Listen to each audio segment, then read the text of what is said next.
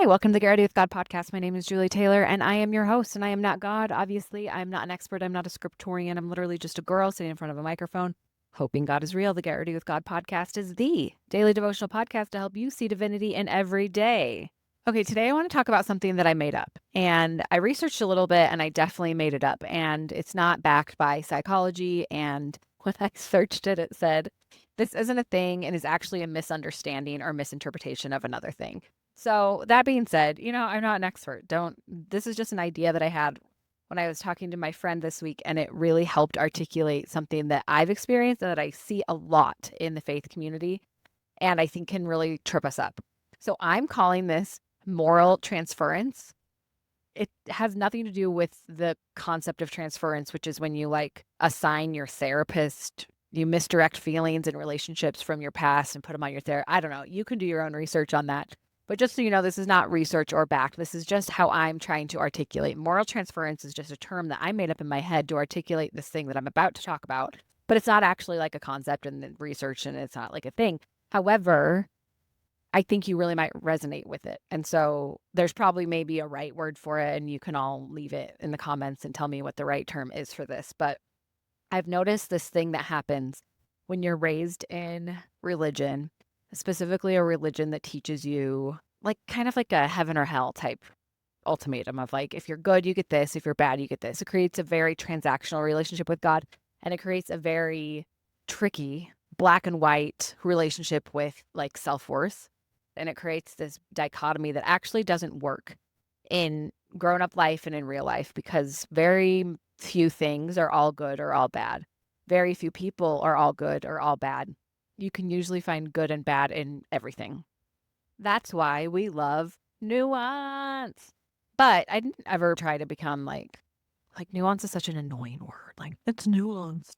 I never wanted this podcast to be that, but that really is living in the gray area and finding peace and comfort in just saying, I don't know, and existing in the gray is kind of my specialty. So I guess that's what we're doing here. And I guess nuance is a main theme of this podcast. But this idea of moral transference. So if you grow up taught that you're either good or bad, and your choices are either good or bad, and your outcomes are either good or bad, and people are either good and bad, and you are either good or bad based on the choices you make and your behaviors, that can be really hard to exist in. And when I've talked to a lot of people in this space of kind of having their faith revolution of just, hey, what is real? What do I believe? What is good? What is bad? Who am I? Where did I come from? This whole crisis, expansion, deconstruction, whatever you want to call it. Again, very developmentally appropriate. What we've labeled as a crisis and a oh no, and everything's falling apart. I know it feels that way.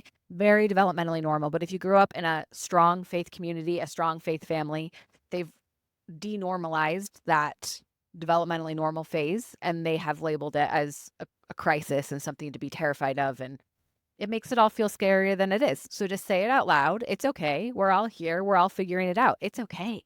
That's not what this episode is about, but I would like to remind you to just say it out loud. It's all okay. It's developmentally normal. The earth isn't going to stop moving. Everything's okay. And I don't mean that dismissively. I mean it in a comforting way of it feels so much bigger than it is when you hold it inside. So just say it out loud. Call a trusted friend today and say, hey, I actually don't know if any of this is real. Hey, I don't know who I am. Hey, I don't know where I came from. Hey, this all might be fake. Just say it. Just say it. Anyways, as I was talking with a friend this week, she was talking about walking. I'm actually wearing my walking club tee. How fun. But she was talking about how she had been walking regularly, and then she stopped walking, and it made her spiral and feel bad about herself. And maybe I don't even believe in walking anymore, because if I believed in walking, I would make myself walk every day. And really an intense, disproportionate reaction to taking a few days off walking, right?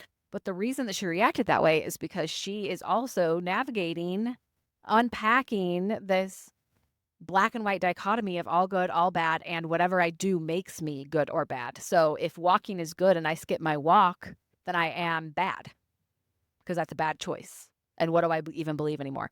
And as she was talking, this phrase of moral transference came to mind, because I just feel like we take that black and white dichotomy that we were maybe raised with, and we apply it to everything in our life, even if it's silly, like walking, right? Where obviously whether you take a walk every day or not doesn't have anything to do with your worth or morality.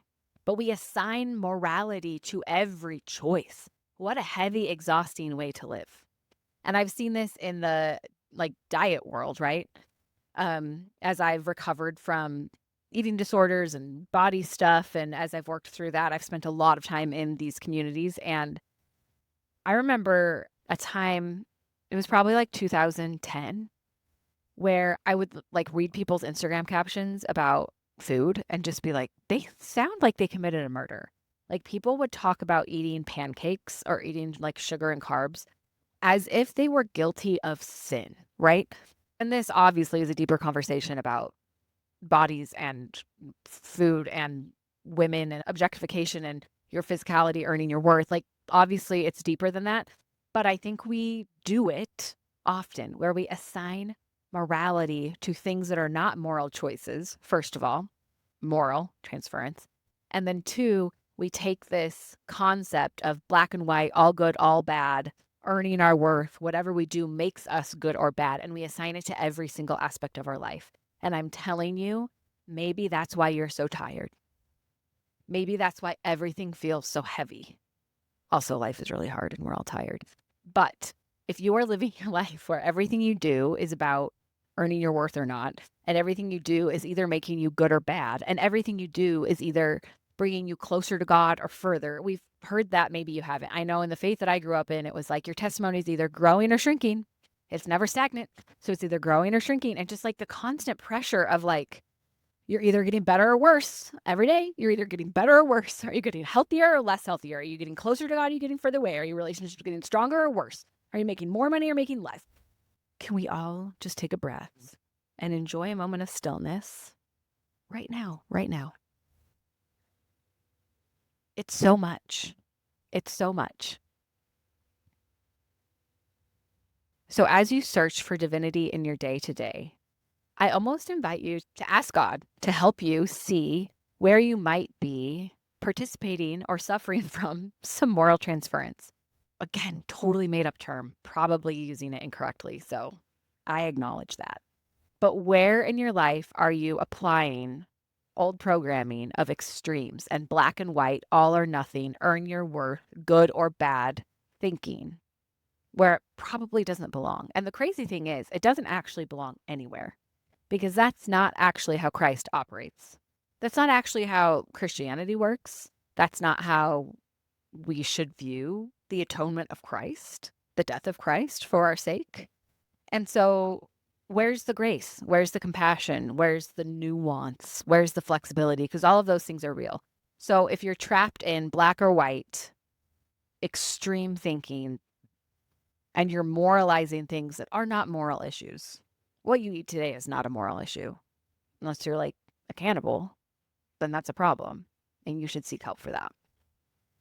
But most of us, what we eat today is not a moral issue. Whether we go for a walk today or not is not a moral issue. Whether our closet is clean or not is not a moral issue. Whether our car is clean or not is not a moral issue. How productive we are is not a moral issue. There's so many things that we're assigning morality to where it doesn't belong. And there's so many things that we're putting ourselves in a box of extreme black and white, good or bad, earn your worth or not. You're either good or you're bad. Which is it? Which is it? Earn it. You better earn it today. It's exhausting and life is hard. Life is hard enough without this kind of thinking. So I just would like to give us all the invitation to ask God, where is moral transference popping up in my life? What am I moralizing that I shouldn't be? What am I seeing as transactional?